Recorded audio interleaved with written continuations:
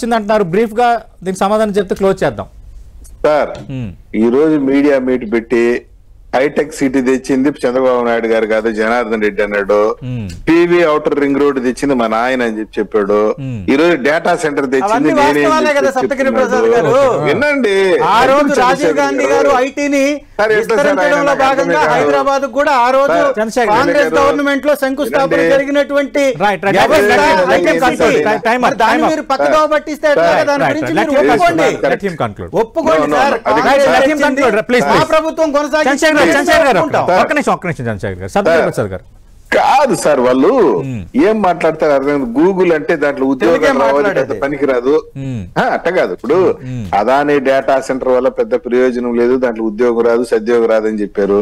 నేనే అగ్రిమెంట్ చేసుకున్నా, నేనే ఎంఓఏ చేశాను అప్పుడు అని అంటున్నాడు. పనికిరాని దానికి నువ్వు ఎందుకు అప్పుడు ఎంఓఏ చేశావు? ఈ రోజు ప్రెస్ మీట్ బాగా చూడండి. Data centre Adani data centre ఒప్పందం ఉంది సార్. దానిలో మీరు చిట్ట చివరి 2 నిమిషాలు మీరు అబద్ధాలు చెప్పి ముగిస్తానంటే మీరు చెప్పేది కరెక్ట్ గా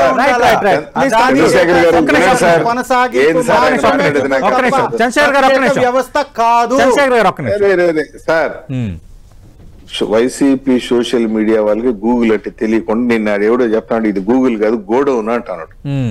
గూగుల్ డేటా సెంటర్ కాదు, అదే గోడౌన్ అని చెప్తా ఉంటే ఇంతకన్నా దౌర్భాగ్యం ఇంకోటి ఉంటుందా?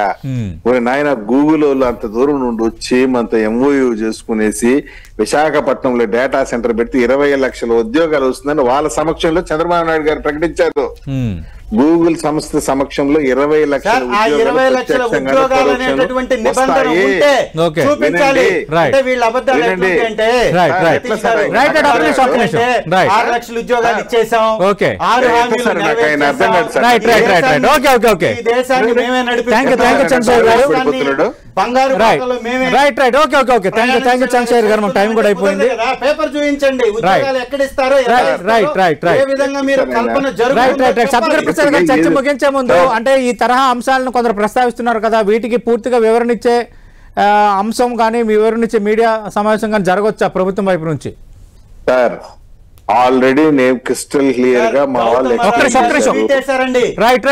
అవన్నీ డిస్కస్ చేసాం ఆల్రెడీ. ఆల్రెడీ డిబేట్ లో చేసాం. అదాని గారు చెప్పారు. ఎట్లా సార్ పాపం చంద్రశేఖర్ గారు ఈ విధంగా అయిపోయాడు పాపం.